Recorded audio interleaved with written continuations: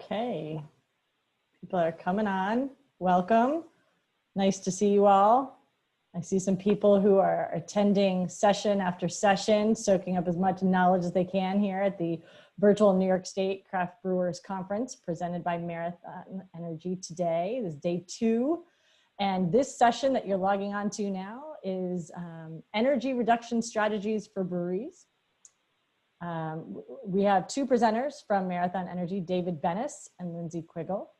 Marathon Energy is a fantastic partner of the New York State Brewers Association, and they are a New York-based company. I posted a couple links in chat for you. One is their page on our conference website where you can learn a lot more about the company. On their website, they have a really nice case study about their work with Millhouse Brewing, and I would encourage you to check that out. I also did post the link to the attendee sign-in sheet. So if you'll take a moment and check into this session, so we have some good numbers to share with our presenters, partners, and sponsors. And in just a moment, I will make David a co-host. They have a presentation prepared for you and have suggested that you're welcome to ask questions throughout the presentation. If you have any questions, you can either type them in chat and I can call on you, or you can raise your hand. However it works for you to get your attention, to get your questions answered. The presentation will be about 40 minutes, so that leaves some time for questions at the end as well. David, I'm going to go ahead and make you co-host now. So you should be able to share your screen at any time. Perfect.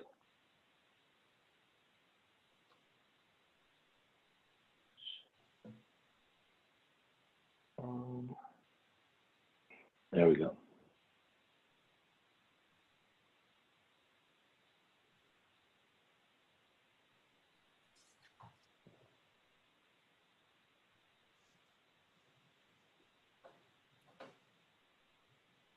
Let me know if you can see this. We can. Do you see it? You can? Yep. Are you seeing it as a presentation or just We're seeing it We see it as a PowerPoint, so we see the list of slides on the left-hand side. I know what I'm doing. I'm using double screens.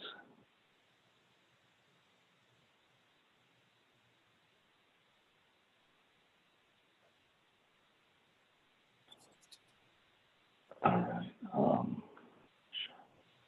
Bear with me 1 second here. It's no problem.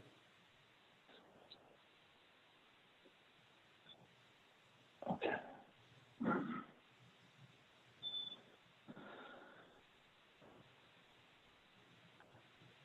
don't know why it's doing that. Because technology is imperfect. Yeah. Okay, here we go. All right, I'm gonna have to do it this way because it keeps on leaving me. It's okay.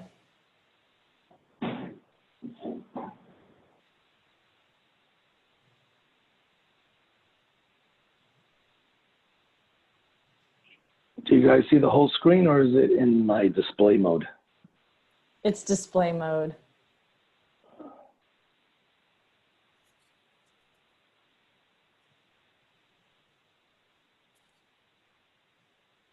Are you on a Mac or a PC, David? I'm on a PC. Oh, okay. I generally on my Mac will do the start presentation from the beginning and then share the screen if you can, and then it does it.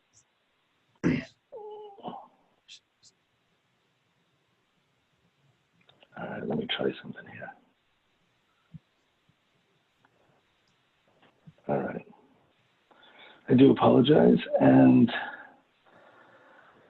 I'm going to give it a shot again here. While we're waiting, I'm going to post an article that David wrote that we published on our blog at newyorkcraftbeer.com.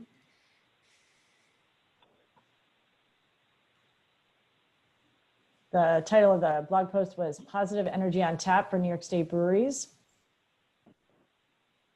That information in that blog post will supplement their presentation. second.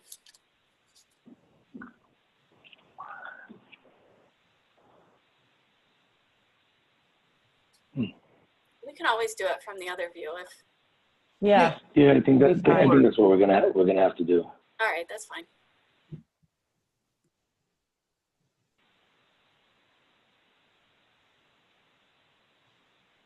Do you guys see it there?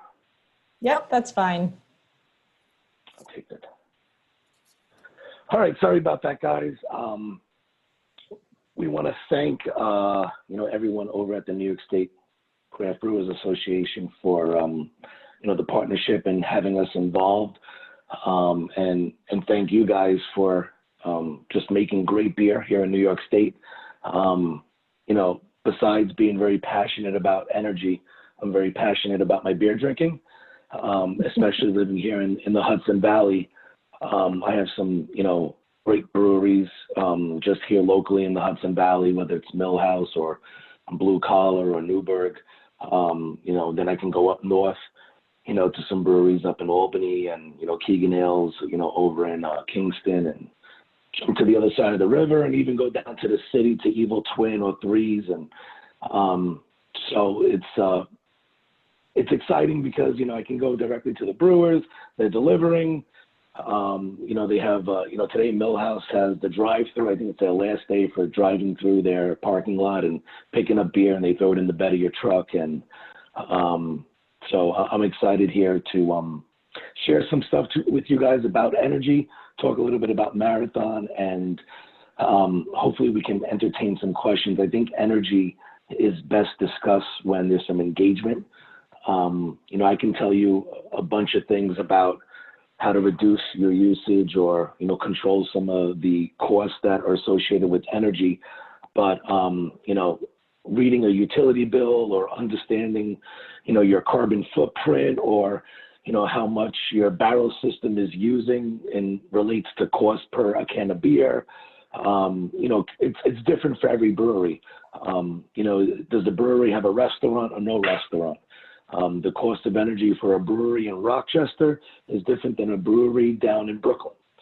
So hopefully we can get some engagement towards the end of this. And if there's any questions while Lyndsay and I are, discussing the slides, please feel free to, ask or go in the chat, and Megan will kind of direct us to the questions. So without further ado, I'm going to jump over to the next slide and let Lyndsay pick up a couple of slides and discuss a little bit about what she's going to discuss and Marathon Energy as well. Thanks, Dave. Yeah, so glad you guys could join us today. We're honored to present a little bit of insight on the energy market, and hopefully, it'll help you guys out in some way and prove as valuable information. Of course, we love what all you brewers are doing. We're big fans. So, we want to do whatever we can to make your process run smoothly and get the most out of your energy savings. So hopefully it will be helpful for you today. We've been working with the New York State Brewers Association for a few years now, and we really enjoy that relationship, and we like working with you all. So today we're going to talk a little bit about, like David said, energy usage in breweries, usage patterns and differences between like farm breweries and other type of breweries, a little bit about what's going on in the energy market, just to keep you up to date on how it's affecting pricing, as well as short and long-term outlook, and also what you can do to put yourself in the best possible position to save on energy costs.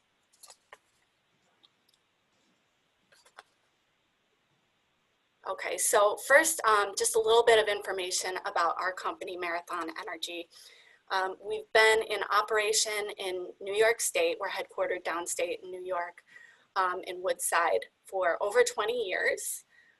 We are officially an energy supply company, or some people call it an ESCO.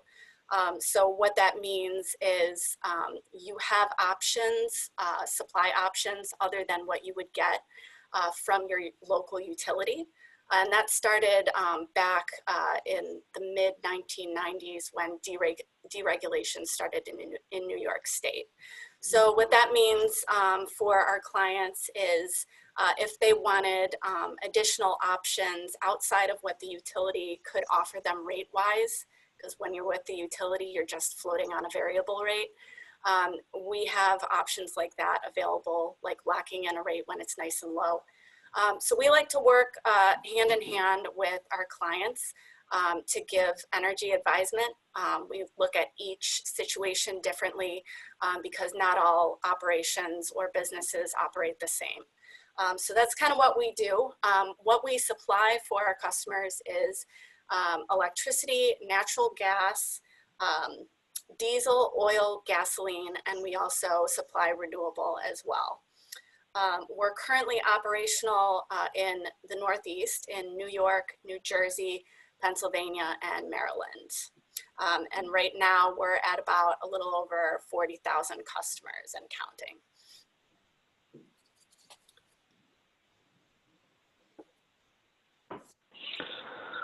All right, I'll pick up over here on a couple of slides. So what I really want to discuss here is breaking this down into how energy affects the cost of making a beer.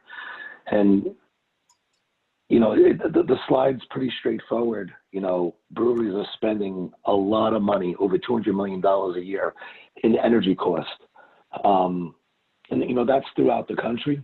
It's going to be different state to state. Everybody knows what's going on in Texas. The breweries in Texas are in for a rude awakening over the next 6 months.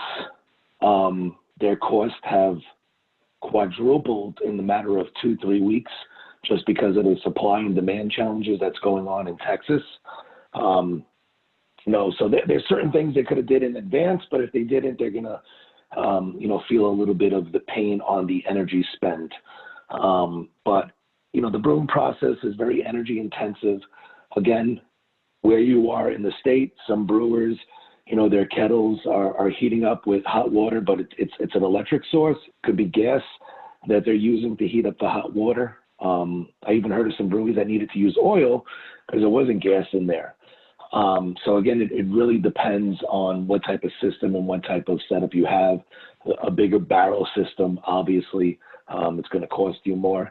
And if it's a brew pub and you have a restaurant involved, now you have a kitchen and you're cooking every day, you have a restaurant. So that changes the formula of what I like to call your energy profile. So to bring up some more points here with, you know, brewery energy usage patterns, you know, each brewery is going to use their energy different. I've kind of been hitting this home a little bit: size, location, product. You know, are you canning at your location? You know, I like to use Millhouse as a good example because we have Millhouse, the restaurant. They also brew there, but you know, a few years after they originally opened, they moved down to North Hamilton Street, and they have a strictly, you know, a located warehouse, you know, with a big kettle system there for brewing. So now they have 2 locations, multiple utility bills. That I price as an aggregate. However, they're used differently because you know, one has a kitchen and one has a restaurant. An interesting tidbit here is refrigeration, packaging, and compressed air consumes about 70% of the electric usage. So again, this can be tricky if you're in an area, let's say, that doesn't have natural gas and you're also heating with electric. Guess what's going to happen? You know, in the wintertime, you're going to see your usage spike. Pricing is also coming up in the winter. And the same thing can be said for the summer if we have demand from air conditioning in your business. A brew house dominates natural gas use at 45% for food prep and heating. Again, it really boils down to how your brewery is run, what type of brewery, and what, you know, the commodity is being used for. So here's another breakdown, very simple. You know, the chart kind of speaks for itself as far as where the energy consumption is coming from. You know, when you look at a utility bill, these are things you don't see.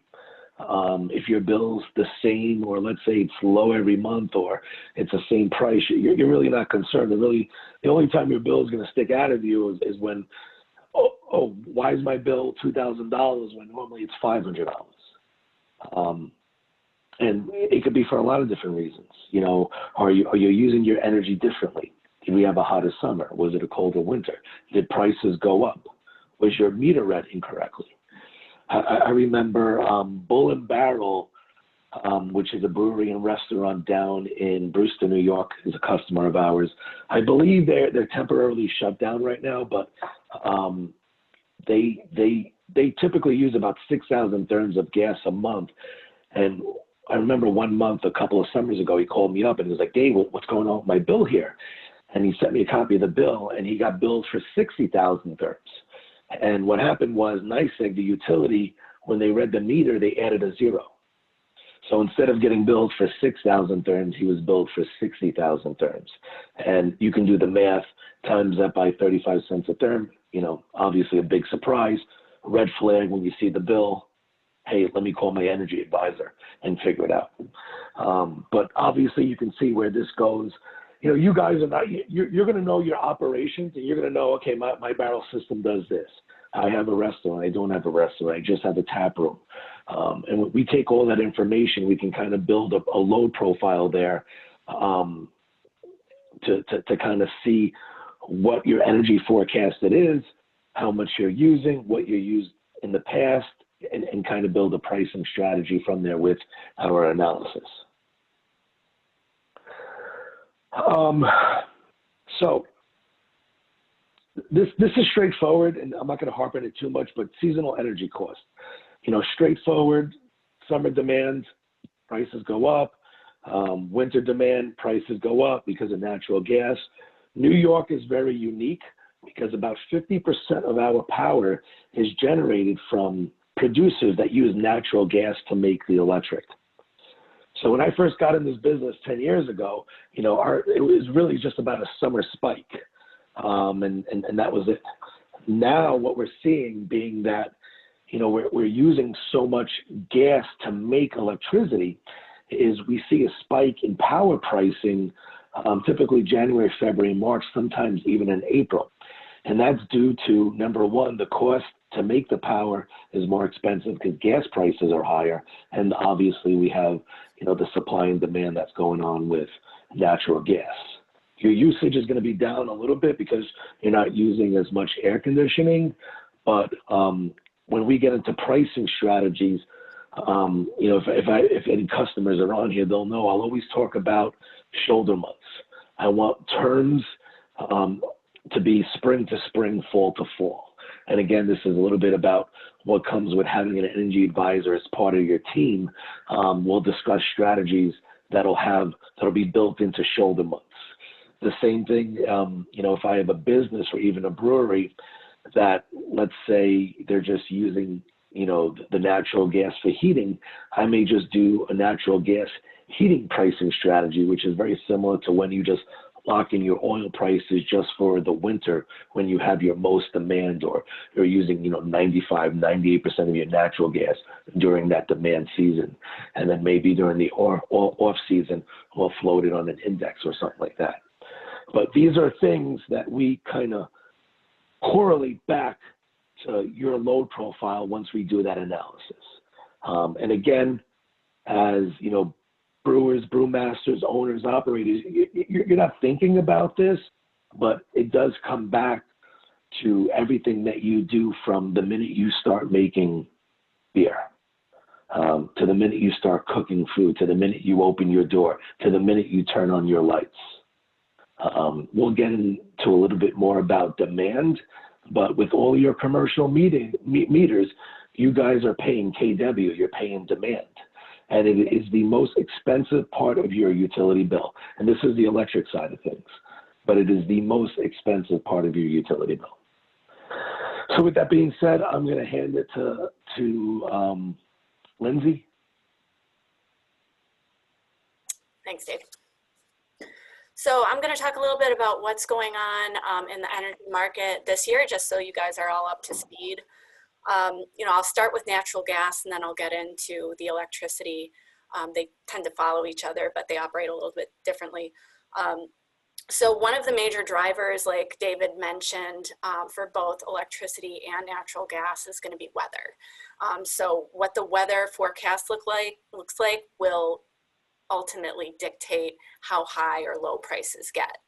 So if you take a look at like the winter months, because we're talking natural gas here, which is used in large part for heating, you're going to see the higher rates during the winter months because you're using it for heating. Also, you might be using it for other things, like if you have a restaurant and you're cooking, it might be the both of those combined, but you will see higher prices during the winter months, which makes sense because that's when the demand is the highest.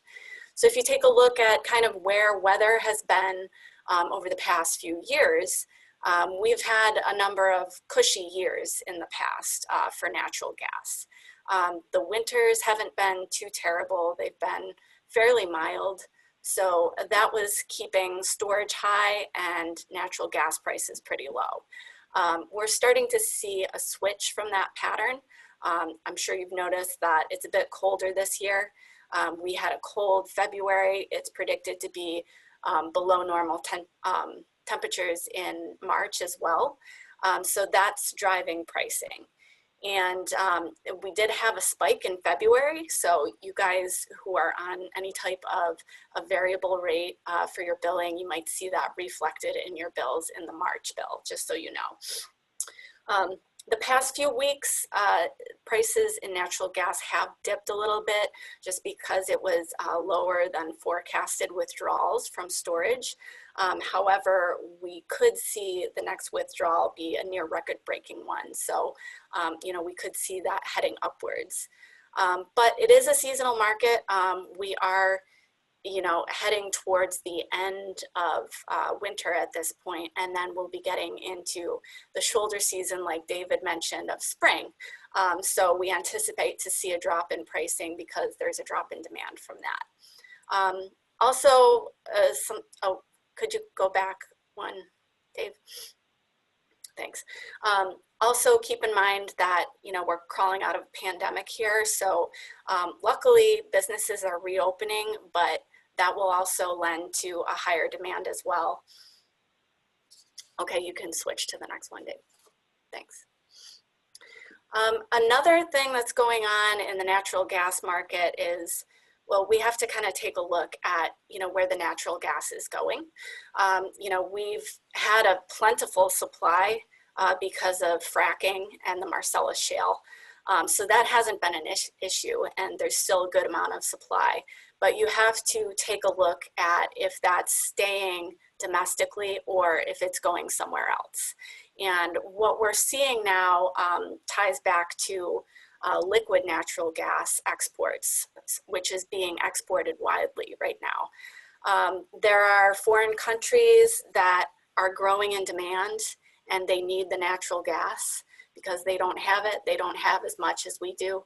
And they're paying a premium price for it. So of course, generators and suppliers are going to want to send it out to places that are going to pay them more money for it. So it's being taken out of our domestic supply and being exported overseas. So that's just less that we have in storage or in supply that we're using. So that of course is affecting pricing as well. And also we're seeing, you know, in large part due to COVID-19 pandemic, but also the fact that oil prices have been pretty low. So the rig counts have been down. So that's less production out there in the market. Okay, Dave. So this is just kind of a chart to show you the year-over-year difference in the natural gas market. So this is from last year to this year. And you can see pricing has been inching up. Like I said, it's been pretty cushy over the past few years just because we haven't had any too much volatility from extraordinary weather, but this winter was a little bit different. Okay, Dave. So now I'll move on a little bit to short-term and long-term outlook for the electric market. Electric isn't as volatile as natural gas in the winter. You're going to see more volatility with the electricity in the summer, of course, because that's when most people are utilizing their air conditioning from the heat. So of course, how high the rates go in the summertime will be dictated by how hot the summer is. So keep that in mind. But typically you'll see spikes in the market in the winter and the summer, depending on how extreme the weather is. Also, this more so with electric than natural gas, but you know, crawling out of the pandemic and businesses opening back up, that demand is going to go up probably more so with the electric than the natural gas. Because even though companies and businesses might have shut a portion or all of their business down, most of them would still keep some form of heating on. So it's probably going to present itself more drastically with the electric demand and businesses opening back up. Also, you know, like David mentioned before, the electric and natural gas tend to follow each other because of how electricity is generated. And in New York State, 45% of New York power generated is from natural gas resources. Okay. So the long-term outlook, really for this, we're kind of focusing on what's going on politically. And politics do have a sway in energy prices. You know, we had an administration change recently, and I know the Biden administration has some pretty aggressive plans in place to reduce the carbon footprint and get onto more renewable generating resources. So with that said, this is going to take, you know, a longer term for these things to be put in place. So I don't see it affecting short term too much because it's a process, but I do see it raising prices in the future long term, because when you look at what the cost measures are for renewable resources and sustainable options, they're more costly than some other generating resources like natural gas, for example.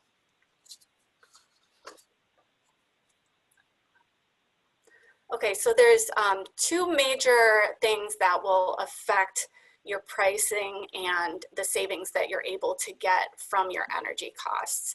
So when you get your bill, you have to take a look at your usage and also your rate, because these are the two things that influence what you're paying on your utility bill. So I talked a little bit about, you know, what we see in the market affecting rates. And then now I'm gonna talk a little bit about what you can do to put yourself in a good position to get your usage down.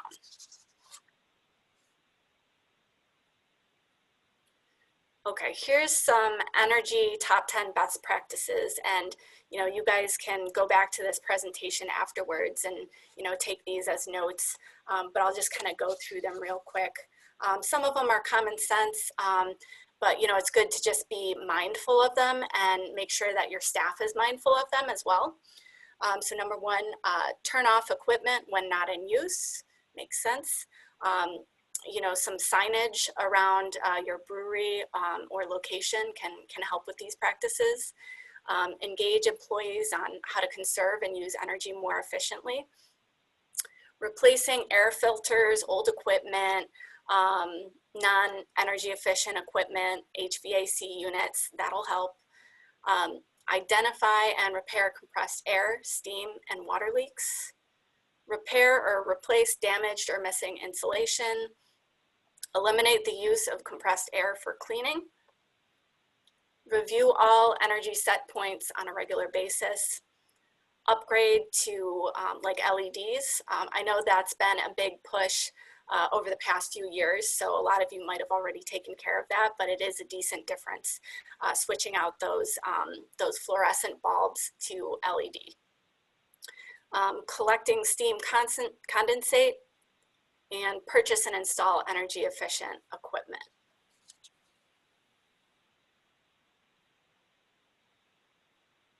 There are also some sustainable options that you can choose as well to be environmentally friendly. So that would include things like upgrading the old equipment, also the lighting upgrades, like I mentioned. Those are great on a number of different levels just because it's less maintenance, produces a lot less heat with the LEDs, they're longer lasting, and it's much less of an energy draw. Also consider getting all or a portion of your energy supplied from locally generated renewable resources. And that's something that we can help you out with as well. Oh, wait, I can't. Okay, and then lastly, water conservation procedures. Thanks, Lyndsay. So before I get into the next slide, I'd like to bring up water conservation procedures. You know, water goes hand in hand with energy.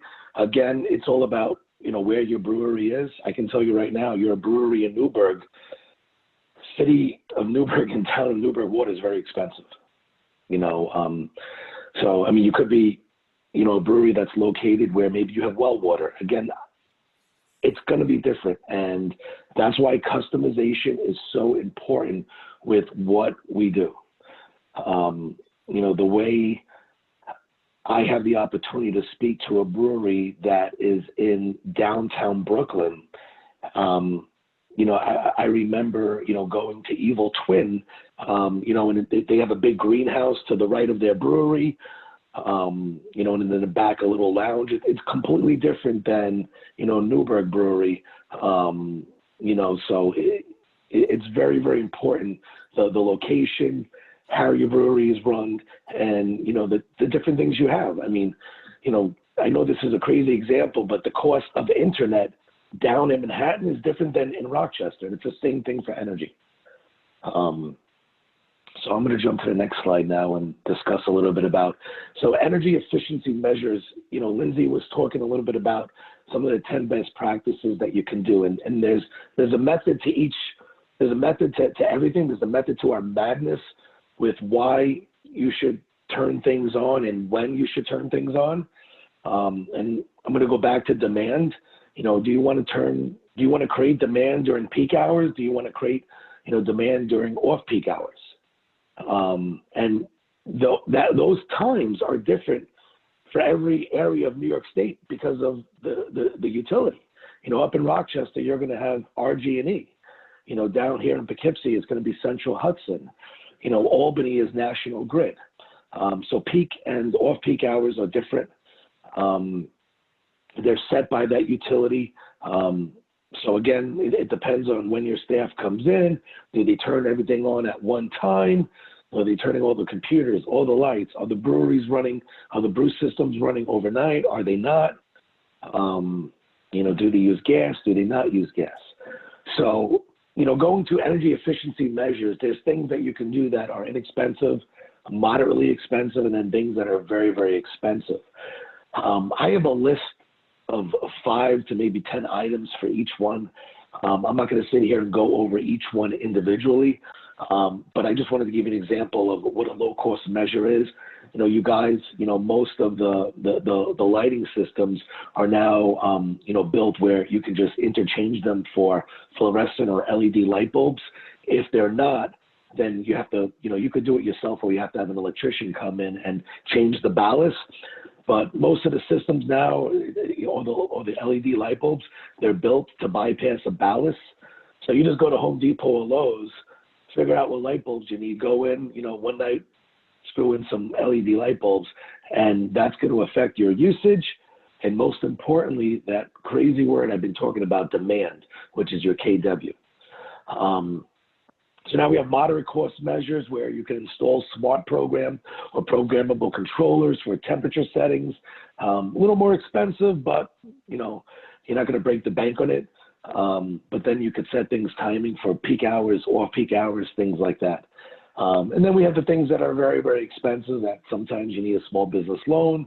You know, you can get some funding for where, you know, you're adding a new boiler flue stack, or, you know, a new, condensate system, or a new boiler system, or an energy efficient peerless boiler. I mean, and those can get fairly pricey. I mean, for a residential house, I mean, that could be 25 grand. So for, you know, a commercial location, you could do the math, it's going to add up.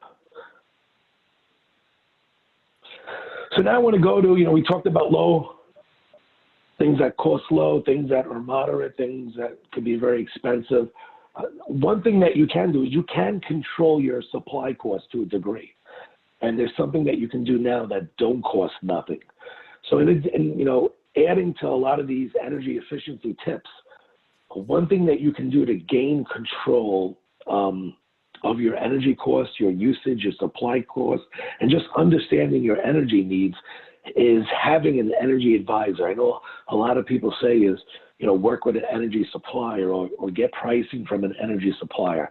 I really don't believe in that. I believe about bringing on an energy advisor for your team that is really going to understand your energy needs and put together a pricing plan for you and discuss a little bit about, you know, how you use energy, when you use energy, maybe some tips to reduce your usage.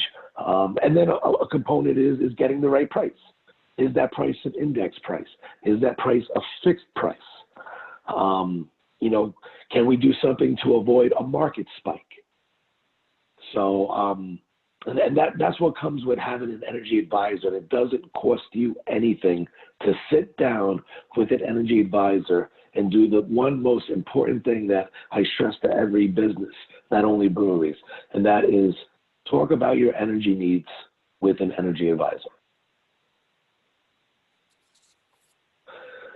So a little added benefit to all this, and again, if you know, with an energy advisor, understanding a particular vertical, and this vertical will be being breweries and also breweries/restaurants, is if you're a brewery and you have a New York State farm brewer's license, and I know there's certain requirements with that.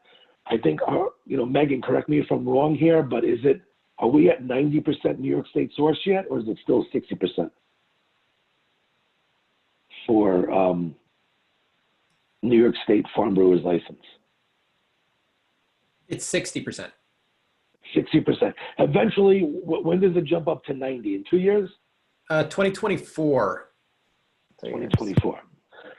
So with a farm brewer's license, you know, maybe you're getting, you know, your malt from Hudson Valley Malt up in Germantown, or your hops from, you know, a farm out in Chester, New York, you know, again, but there's a benefit. So if you do have a farm brewer's license, New York State farm brewer's license, or I think some breweries are able to get a dual license. They start out with a farm brewer's license and then they get another license that works hand in hand.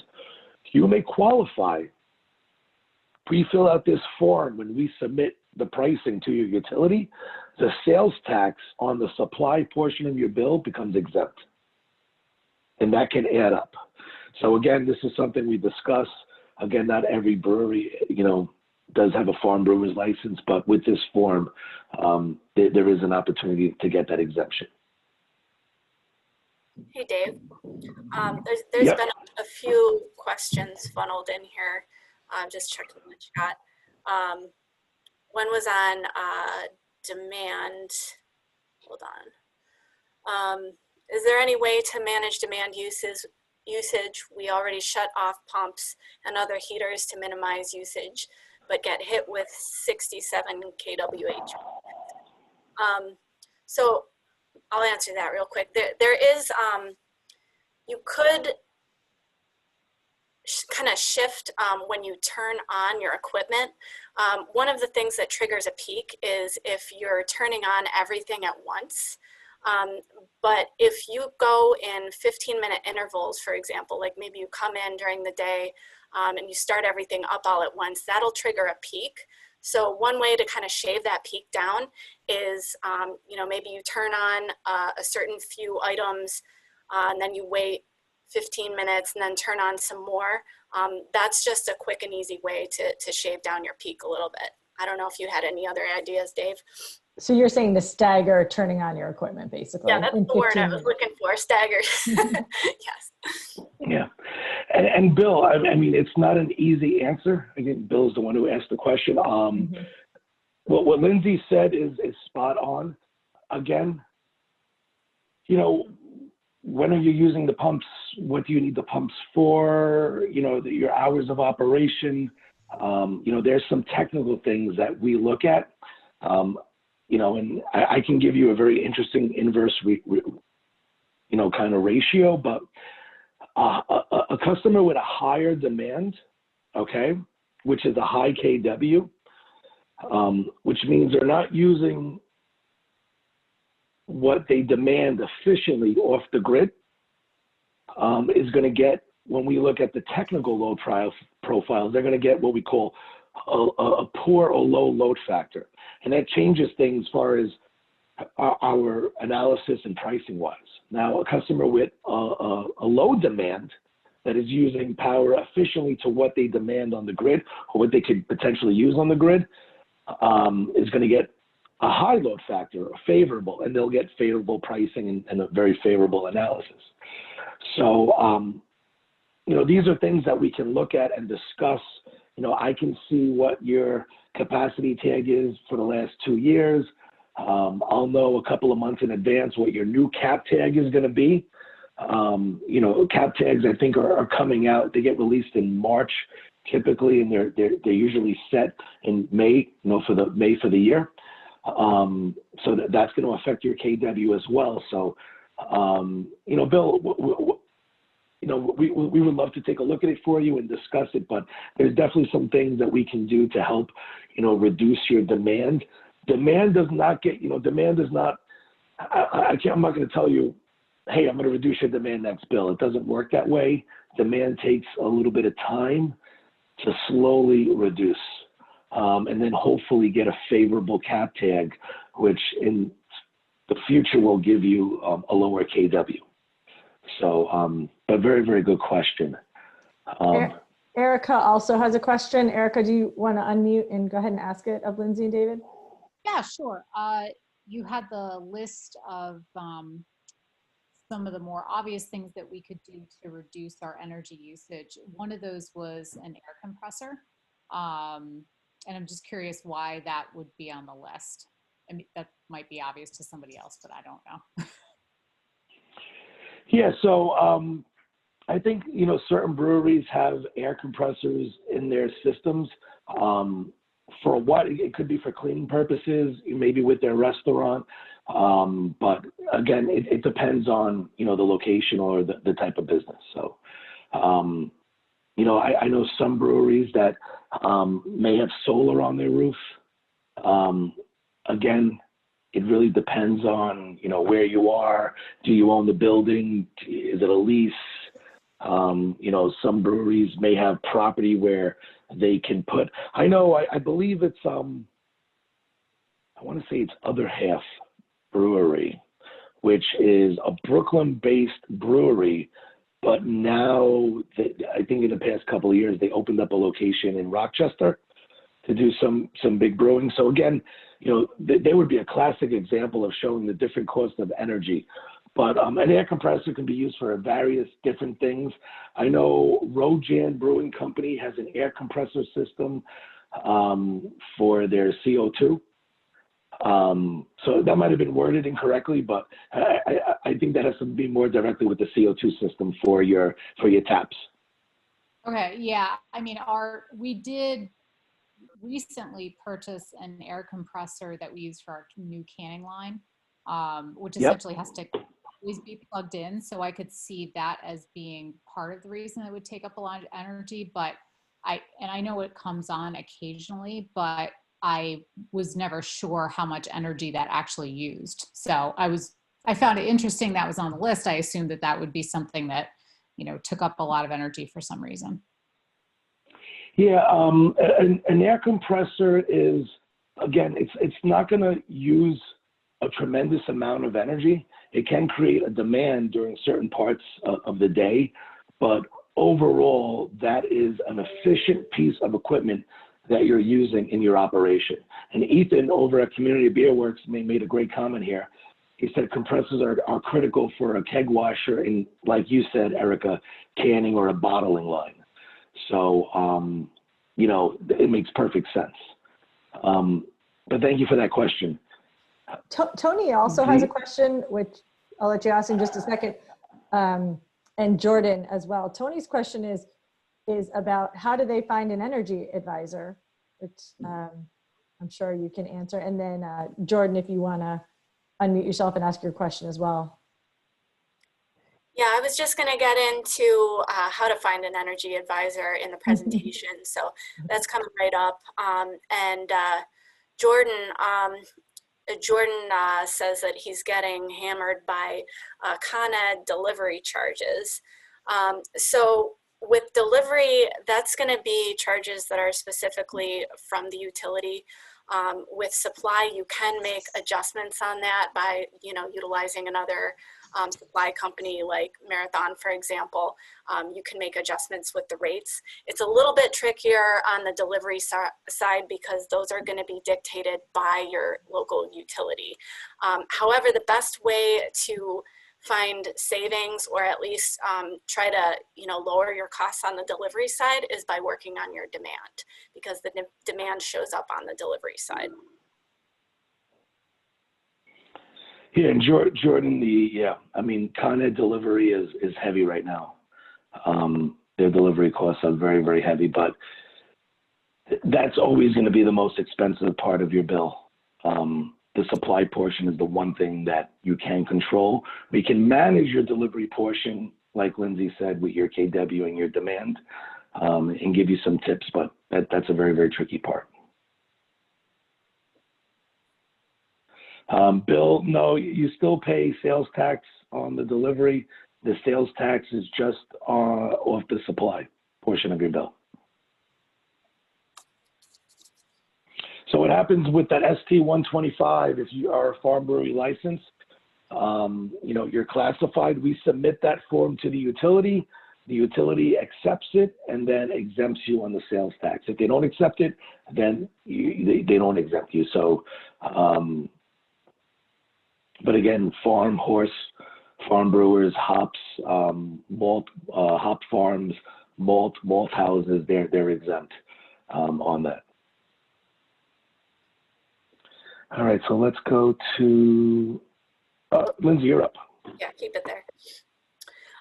So to answer your question on an energy advisor, that's exactly what we do.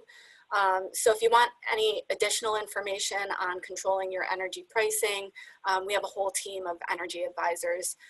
So basically we can go to your location, to your brewery, take a look at, how you have everything working there, what your energy profile looks like, and then make best suggestions on how to reduce and also get yourself in the best possible rate position that's available to you for your supply.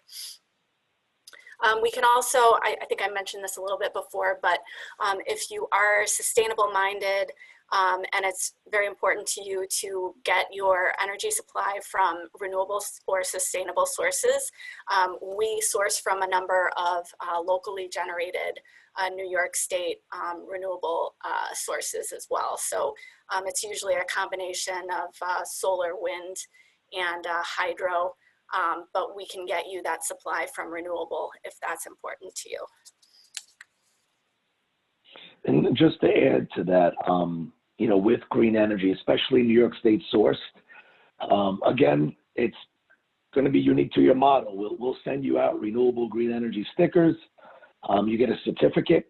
One of my customers, Sing Sing Kill Brewery over in Ossining in Westchester, they are a New York State sourced green energy customer. He has a certificate. It's framed. He has it hanging up in the brewery. So again, up to you. You do pay a little bit of a premium with New York State sourced green energy, but again, when you sit down with your energy advisor, we're going to discuss all of that and show you the different options.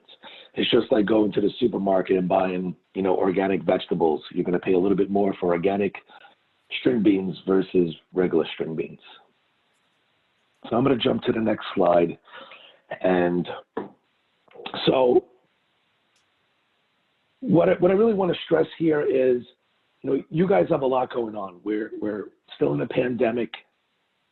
You guys are dealing with, running your business, You have your families, your staff, your employees, your marketing, your branding, making the beer, quality, servicing your customers, and you still have everything that you have to deal with paying bills and rent and lease and your energy bills, your internet bills, all that stuff. So it's very, I know that most people are going to look at the bill and, oh, wow, my bill's high all of a sudden.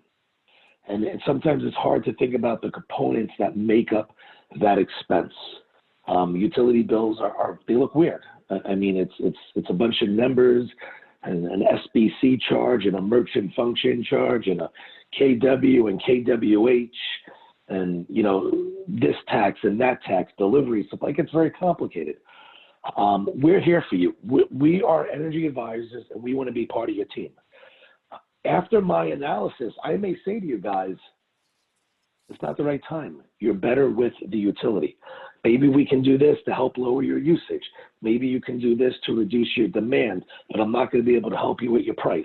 I'll help you with this, I'll help you with that, and then maybe there might be another time we lock in your rate, or we go into the index, or we go into the NYMEX. We're transparent about that. An energy advisor is going to direct you into the most favorable strategy for you. But that all starts with an analysis. So that's why I'm a big believer in that an energy advisor should be part of your team and should be part of a conversation with discussing what your operational needs are. It's not your job to understand that, because you guys got plenty more things, to think about. And whether if you're a large or small brewery, the savings are the savings. If I can give you a 5 to 8% savings, great. The averages are going to add up percentage-wise. A larger brewery with a larger energy expense, the dollar value is just going to be bigger. But again, I think it takes 15 minutes, making it a little bit of a priority to say, hey, maybe I can bring this person onto my team, discuss what my energy needs are, get an idea. And here's the big thing. I'm going to send you a report about how you use energy and when you use energy. And then after that, the discussion leads into 100 different ways. And this is not something that I can just do on an email. I'd like to come to the brewery. I want to taste your beer.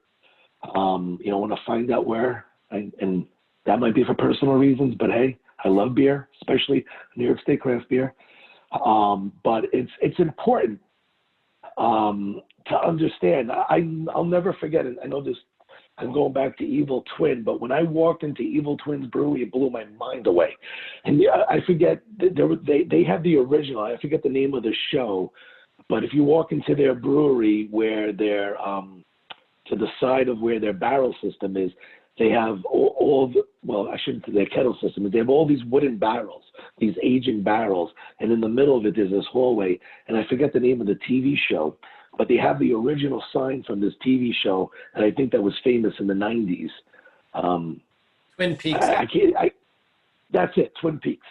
And it was the beginning of the show. You walk in, I remember, time to take a selfie. I mean, it was great, and I got to see the beers that they have on tap, the beers that they have on canning, and now they're making, what is it, hard seltzers, and understanding their system.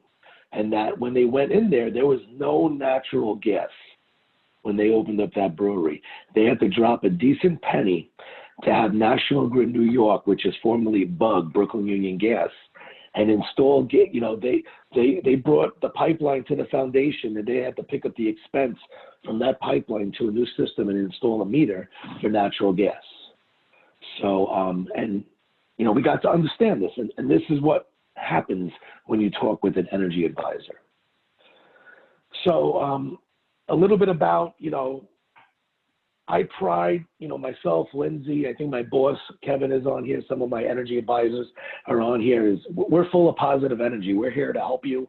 You work with a personal energy advisor. Everything we do is transparent. It's very, very important. My price may not be right. We talk to legislative issues that are going on, whether if it's green energy or, clean energy. New York State has made a long, big steps. 10 years ago, coal was a big producer of electricity. Now look where we are with, natural gas. When I first got in the business, there wasn't much New York State, source renewable energy. I think the human-to-human contact is very, very important. Not only do I want to be part of your energy team, but I'm going to bring my wife and kids to eat dinner there, or I'm going to go on date night to the tap room. And, it's that human-to-human contact is very, very important. If you're in an area where you might have kerosene or diesel or fuel oils or gasoline, we can help with that. If you need help with lighting, again, it's a bundle package. We are not a broker. That's a very, very important thing. We are not a broker. We are the direct supplier. You're coming to us. It's like going to Shell to get your gas, directly to Shell to get your gasoline. If there's a question or a problem, if anybody on here from Con Ed, trying to get a hold of Con Ed is a nightmare. Nothing against Con Ed. I love Con Ed. But if you have a question about your billing, a meter read, was the meter read? Was it an actual meter read where they went and read the meter? Was it an estimated meter read? Was it a smart meter read where they drove by and scanned it? We can handle these questions. You call me up, you shoot me a text, you send me an Instagram DM, whatever it is, we'll get back to you. I'll get back to you very, very fast, 24/7, 365. So I think that ongoing support is very, very important. Lyndsay, that was your slide. I apologize. No, that's okay. You did it beautifully. So. We have just 2 minutes here to wrap up, and I did want to invite anybody else to ask any questions while they still have the opportunity. I see Vaughn has posted in the chat his contact information if you'd like to reach out to him to set up an appointment with him as an energy advisor. It's clear that Marathon is not only a great partner of the New York State Brewers Association, but really understands New York craft beer industry and has been able to help a number of breweries already. So do we have any final questions or comments? Erica had a question. Is there a big price difference between renewable? It's not huge. It's not a huge price difference. I want to say it could be anywhere from, could be almost a penny difference, depending, half a penny. I can tell you if you go with straight green renewable energy, it's tenths of a penny. If you go with New York State sourced, it's more. You can get percentages too. Like you could get 100% or 50%, 25%. So you can kind of do it that way. Okay, thanks. All right, well, thank you all so much for joining us. Thank you to Lyndsay and David for taking the time to share your expertise with us. The next session as part of the New York State Craft Brewers Conference starts at 5:30, and that is celebrating women in craft beer. So I won't say stick around, but jump back on in a half hour to join us for that session. Thank you all so much. Thank you, guys. Thanks, Lyndsay. Thank you. Take care. Thanks, guys.